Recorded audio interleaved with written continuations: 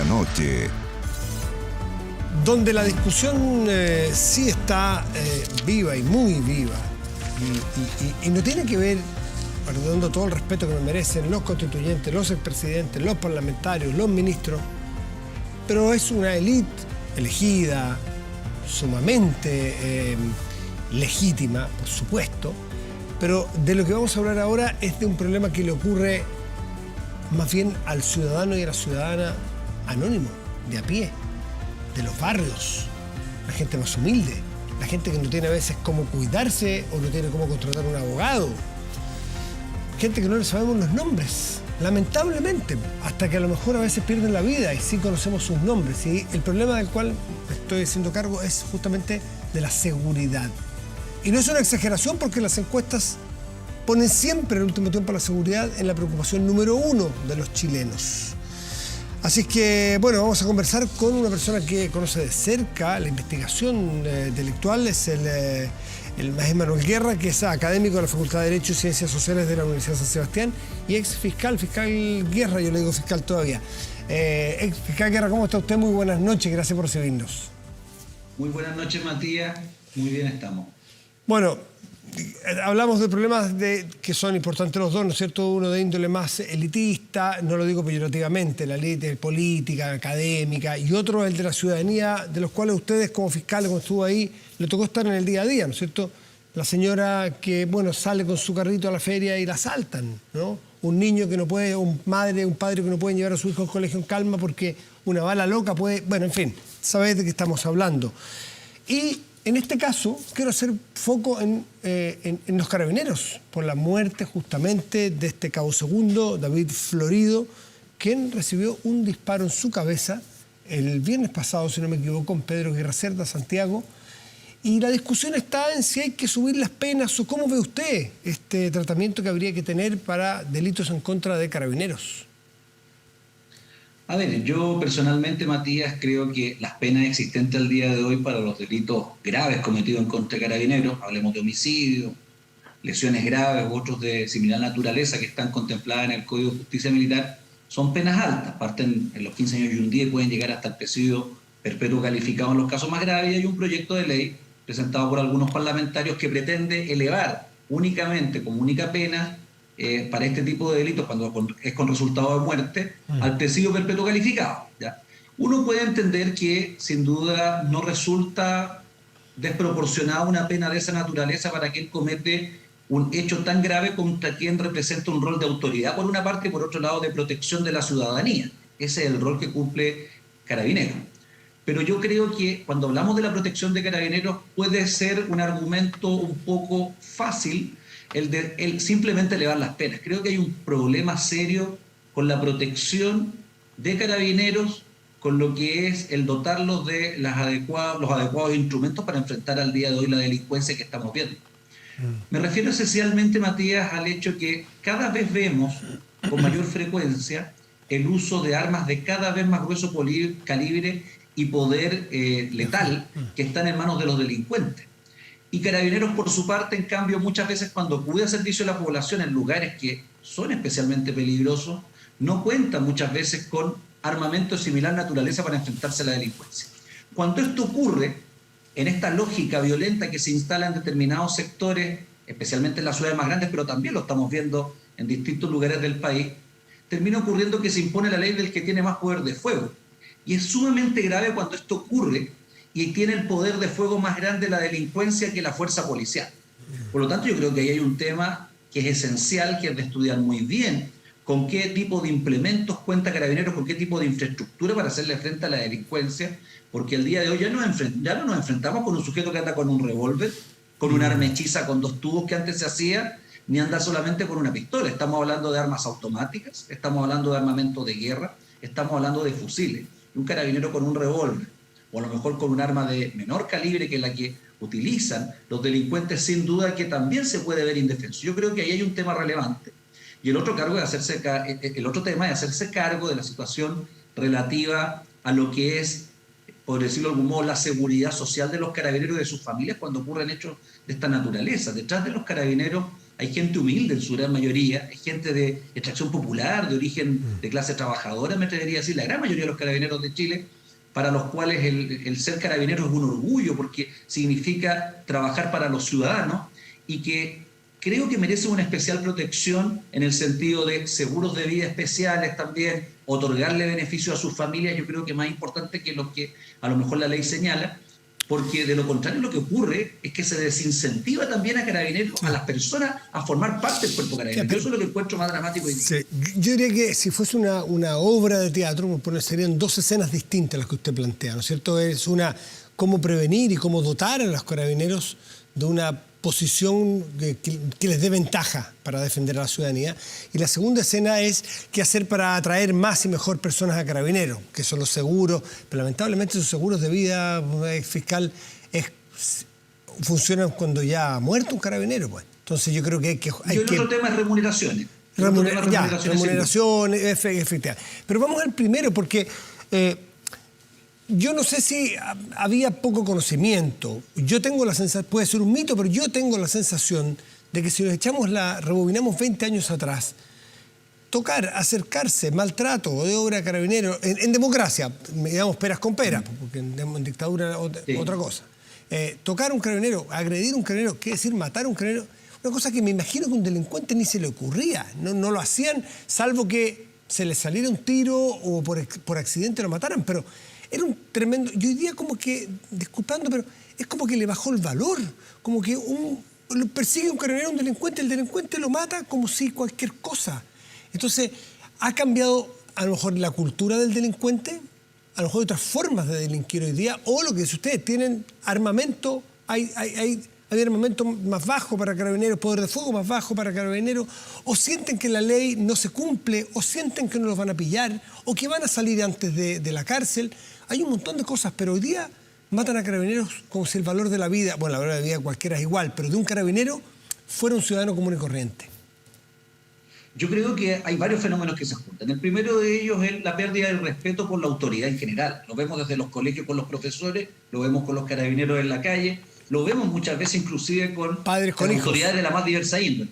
La agresión al presidente de la República con un piedrazo, bueno, el faltar el respeto a la autoridad se transformó en algo que yo diría que está siendo tolerado socialmente. Hay un malentendido concepto de la libertad y de la igualdad, a mi juicio, que implica muchas veces relativizar lo que es el respeto por normas básicas de convivencia social. Eso yo diría que está a la base de todo este fenómeno. Ahora, en lo que es delincuencia y lo que es el respeto por la policía, creo que también se ha fomentado en muchas oportunidades el faltarle el respeto a la policía como algo normal, como si fuera el ejercicio de un derecho, y eso no se puede permitir bajo ningún punto de vista. Quien tenga que hacer un reclamo a la actividad policial puede hacerlo por las vías institucionales, puede recurrir a los tribunales de justicia, podrá denunciar a las personas involucradas, pero en ningún caso puede pretender tomar justicia por mano propia. Si a eso le sumamos el que ha cambiado también el perfil de la delincuencia y que cada vez nos enfrentamos a estructuras más organizadas, que tienen jerarquía, que cuentan con recursos, que cuentan con infraestructura como para poder desplegarse en el territorio, que ya al día de hoy, yo creo que esto hay que decirlo con toda su letra, hay espacios del territorio tomados por delincuentes. Y no me refiero, por ejemplo, solo a Temucuicui, que es un ejemplo emblemático donde el Estado no puede entrar. Se despliegan 800 policías, no pueden entrar a Temucuicui y la cosa sigue igual. Es decir, seguimos sin poder entrar la fuerza, la ley, a Temucuicui porque las personas que viven ahí, o ciertas personas que viven ahí, lo impiden por el uso de la fuerza.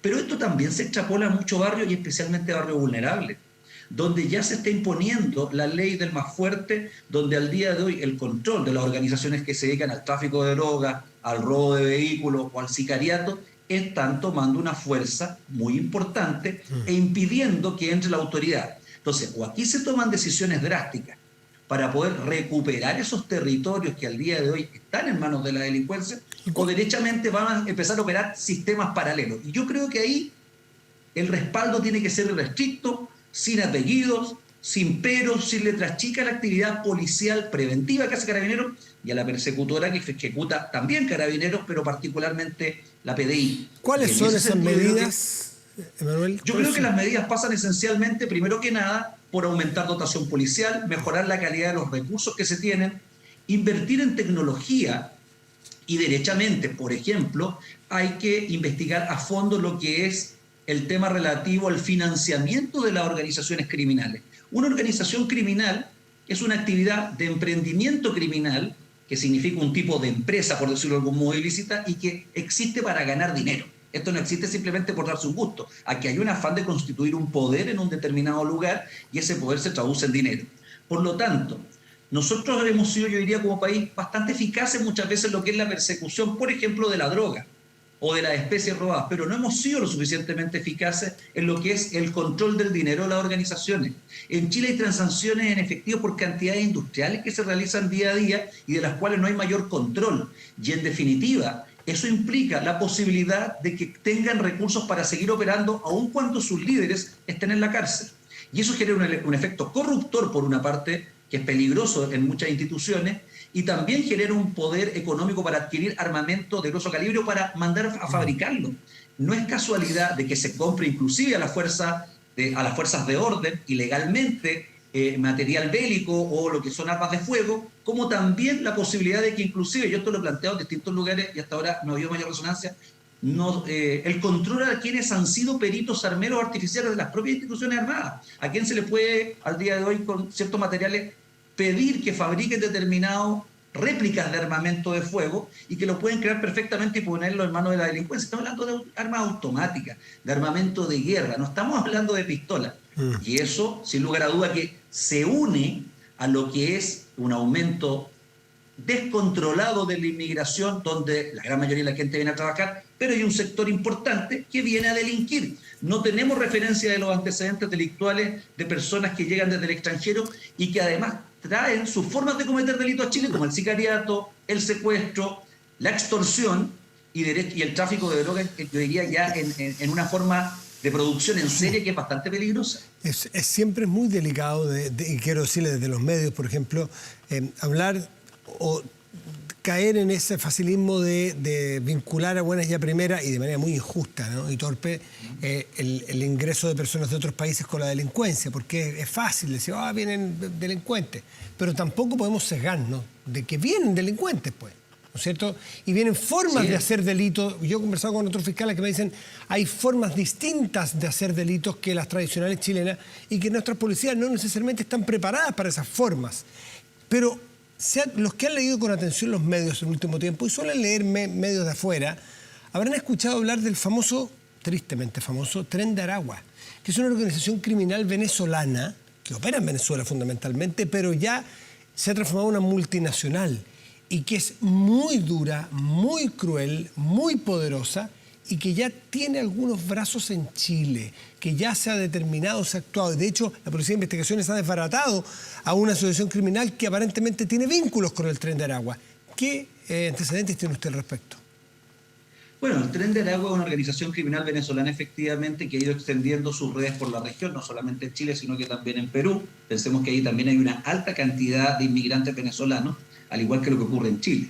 Y esto es muy sencillo, ¿sí? A la larga, estas son cosas que se vienen conversando y que lamentablemente nosotros hemos fallado como país en cuanto a anticiparnos ciertos fenómenos que tarde o temprano iban a llegar. Y me refiero esencialmente a que ellos importan una modalidad de cometer delito que no era la habitual en Chile. Tiene que ver con la extorsión, tiene que ver con la diversificación. Ellos no se dedican solo al tráfico de drogas, se dedican al robo, se dedican al secuestro, si es necesario, se dedican a cometer homicidios por encargo. Todo lo que genera una rentabilidad económica ellos lo instalan y parten por tomarse sectores o lugares de determinados barrios y también por tener una fuerte influencia en la cárcel. Por eso, claro, uno los pone tras las rejas, la labor que está haciendo la Fiscalía. Hay un procedimiento bastante destacable que ocurrió en Arica, ¿no es cierto?, que da cuenta de una organización vinculada a esta gente, pero en definitiva tenemos como característica principal el que aunque estén en la cárcel siguen operando. Entonces, si Chile sigue actuando ingenuamente en materia migratoria y no establece un control que implique que la persona, ya que no tenemos acceso a los antecedentes de Venezuela, demuestre de algún modo que no tiene antecedentes en su país, derechamente el país debería restringir el acceso. Y eso no tiene que ver con perjudicar al que viene a trabajar. Eso normalmente es muy útil para el país. El problema se da con quien viene a delinquir, que en su país probablemente tiene antecedentes y donde, lamentablemente, con Venezuela, con su gobierno actual, no existen los vínculos para poder tener información actualizada. inclusive más, se ha llegado a decir que no hay mayor interés de la autoridad venezolana porque este fenómeno, en definitiva, con esto, sale de su país. Pero claramente en Chile se están instalando, están desarrollando actividades, han habido personas detenidas, pero son sujetos que son fusibles, son reemplazables por otros. Entonces, creo que aquí tiene que cambiar también la modalidad de cómo se investiga este tipo de grupos, no a partir de un delito en concreto, sino que a partir del establecimiento de una organización. Y en ese sentido tenemos que tener claro que ellos van a aprovechar las vulnerabilidades y las debilidades que podemos tener como país. Una frontera vulnerable, la necesidad de mano de obra a bajo precio muchas veces, el carácter informal con que se pueden establecer sin recibir mayores sanciones, son factores que ayudan a que se establezcan este tipo de organizaciones y que además, ante una debilidad en cuanto a la presencia del Estado en el territorio, tienen campo libre muchas veces para actuar y para entrar a competir, aunque el término no sea el más adecuado, pero entrar a competir con las organizaciones criminales chilenas.